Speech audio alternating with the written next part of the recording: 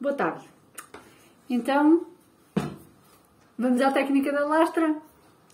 Ora, um rolo da massa não precisa de ser tão grande, duas ripas que tenham a mesma espessura, mesmo que sejam de comprimentos diferentes, que tenham a mesma espessura, é o mais importante, a não ser que queiramos fazer uma lastra na diagonal, o nosso pedaço de barro, que pode ou não já ser amassado, há quem corte diretamente do pacote, ou do charuto, como há por hábito dizer, este como era reciclado, dei-lhe uma leve amassadela. Uma tábua porosa, nada de que ela esteja envernizada ou que tenha alguma matéria. Depois, para a construção e para a colagem das lastras que vamos fazer, vamos precisar de lambugem, que não é mais do que barro seco, que juntamos com água e deixamos desfazer e fica assim aquela papinha. Não é barbotina, é lambugem.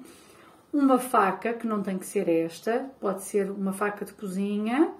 Um teque, que pode ser este ou outro feitio qualquer, aos nossos dedinhos.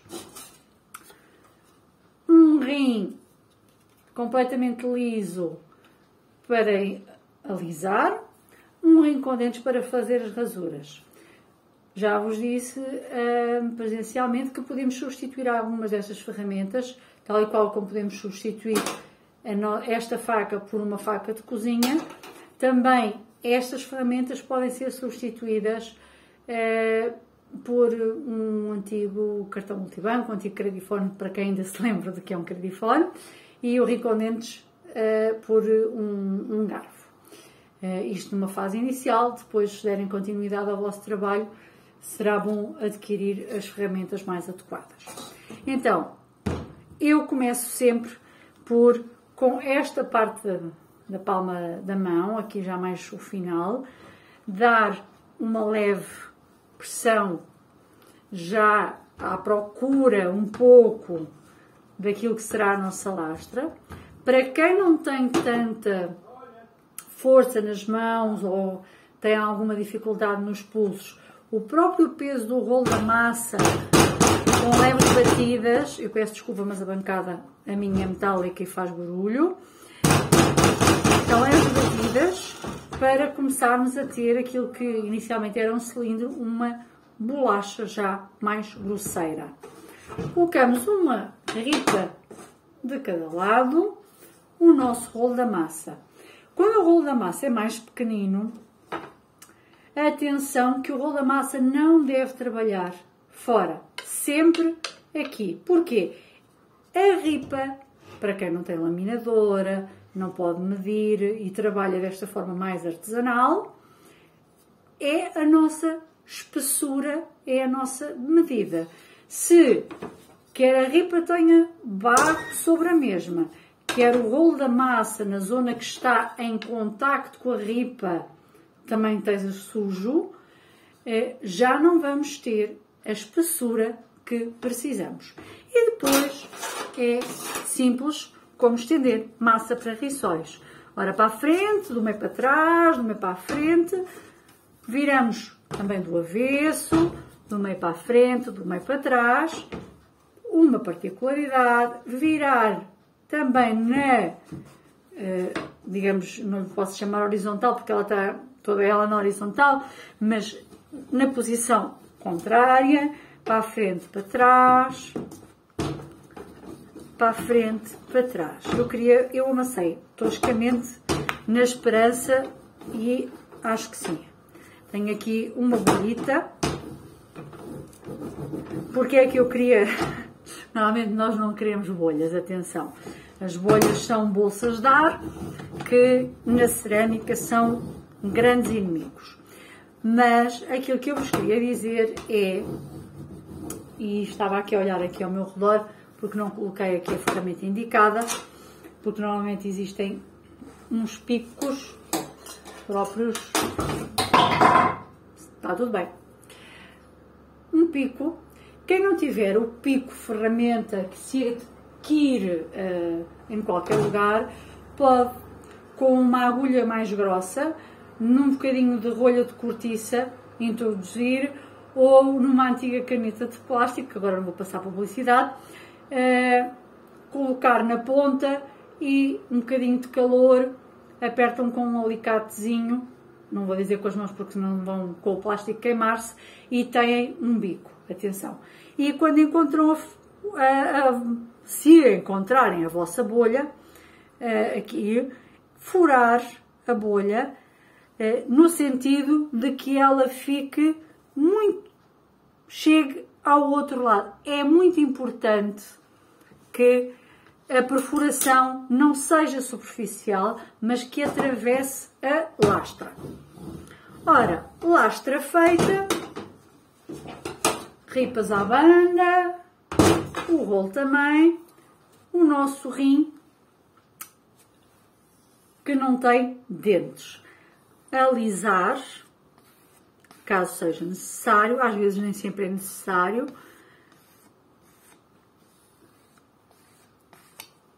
Podemos utilizar a ripa como medida para corte.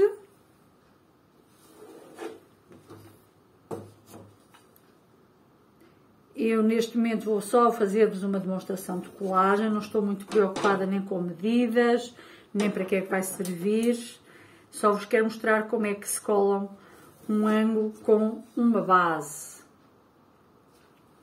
Então não preciso de propriamente muita coisa. Esta vai mesmo do olhómetro. Então, eu tenho 3 pedaços.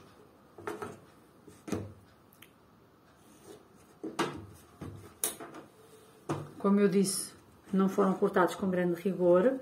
Ele ainda está bastante mole.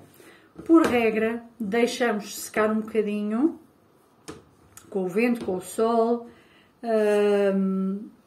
Há pessoas que secam com maçarico, há outras que têm uns ventiladores, secadores próprios que dão mais de 250 graus do que o secador de cabelo.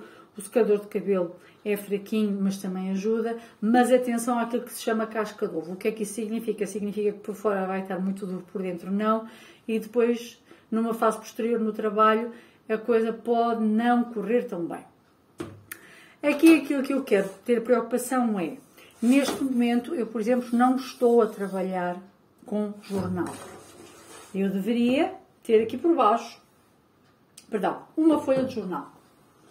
Quando não temos a folha de jornal, também podemos ter e trabalhar, ou até mesmo para fazer lastas, sobretudo de grande porte, um pedaço de pano de algodão. Resta um lençol velho. Não é preciso ir comprar nenhuma casquinha de ovo especial, nem nada particular. Mas terem atenção de, a partir do momento, sobretudo daqui para a frente, se até aqui trabalharam sem jornal e sem lençol, a partir daqui eu pessoalmente não aconselho a trabalhar, sobretudo sem jornal. Porque a tábua vai ficando úmida, o nosso trabalho vai agarrar-se à tábua e depois nós queremos deslocá-lo e não conseguimos. Então, sobre um pedaço de jornal, agora com o rim com dentes, se vocês repararem, ele aqui vem para dentro, tem um ângulo aproximadamente de 45 graus. Eu espero que aí se consiga notar, rasurar, ou seja, raspar a zona aonde estou interessada em colar. Ou seja, está aqui. Depois, nos outros 2 pedaços, a mesma coisa, tentando manter o dito ângulo de 45. Quando, no caso destas 2 ripas, elas têm aproximadamente meio centímetro, ou seja, 0,5. Se a espessura for maior, às vezes há necessidade que o corte seja primariamente feito já com a faca e depois ser rasurado não com ou seja, o rim não vos vai dar o ângulo de 45, vocês vão ter que procurar, e quando eu digo procurar, vou aqui segurar, imaginemos que a vossa lastra é para uma escultura maior, ou uma estrutura de maior porte, vocês têm isto, esta parte não faz o ângulo de 45, então será uma rasura mais profunda e que apanhe toda a zona que já está cortada e que nós pretendemos colar. Depois, outra coisa que é um erro muito comum, estou aqui a agarrar no outro bocadinho velho, é quando agarramos na lambugem, a tendência natural é pintar, como eu costumo dizer, o barro. Os sulcos nem sempre ficam todos descobertos. 2, estamos a dobrar os sulcos que abrimos com o rim com dentes. E isso não nos interessa. O que é que nos interessa? E voltando a agarrar aqui no outro bocado diferente, é que a nossa lambugem penetre nas fissuras feitas por nós com o rim com dentes. Ok? Então é isso que eu vou fazer. De uma forma bastante rápida. Esta lambugem está um bocadinho ainda líquida demais. Eu gosto dela um bocadinho mais papa, mais sólida, mais consistente. Um bocadinho mais como este bocadinho agora que... Pronto. E o que vamos fazer? Unir... Deixa-me procurar a posição aqui agora para vós.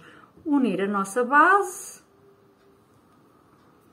Unir aqui pelo lado de fora. Agarrar na outra parte. Fazer o mesmo. Aqui no meio estão as duas já rasuradas e com lambugem. Colocar. Pressionar do lado de fora. Pressionar do lado de fora. Quando estamos a pressionar, não pressionem de forma disforme. Agora foi quase um pleonasmo. Ou seja, se começam em baixo, sigam de baixo para cima. Se começaram em cima, vão de cima para baixo. Mas que o movimento seja todo ele de uma ponta à outra, independentemente do sentido. Mais uma vez, para não criar bolhas. Dependendo do tamanho da peça, e apesar de estar mole, como veem, ele, quando teve consistência, aguentou-se. Também não é uma peça provavelmente muito grande. Podemos agarrar num bocadinho de barro, fazer um pequeno rolinho,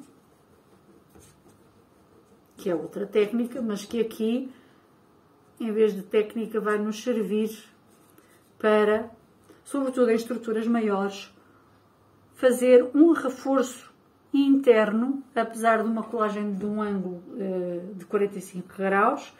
E mais uma vez, aquilo que eu digo é, começam numa ponta e vão, numa primeira vez, de uma forma suave. A mão que está aqui acompanha ou sustém a totalidade, quando isso é possível, da pressão que estamos a fazer aqui internamente. Sobrou, corta. Para maior perfeição, arranjamos um tec. Quem não tem um tec logo no início, a colher do café ou da sobremesa, neste caso, serve para um efeito semelhante, ok? Pronto, tal e qual como coloquei aqui, agora seguidamente colocaria nas duas outras partes. De forma muito sucinta, isto é a técnica da lastra. É só assim. Um lamiré. Até já!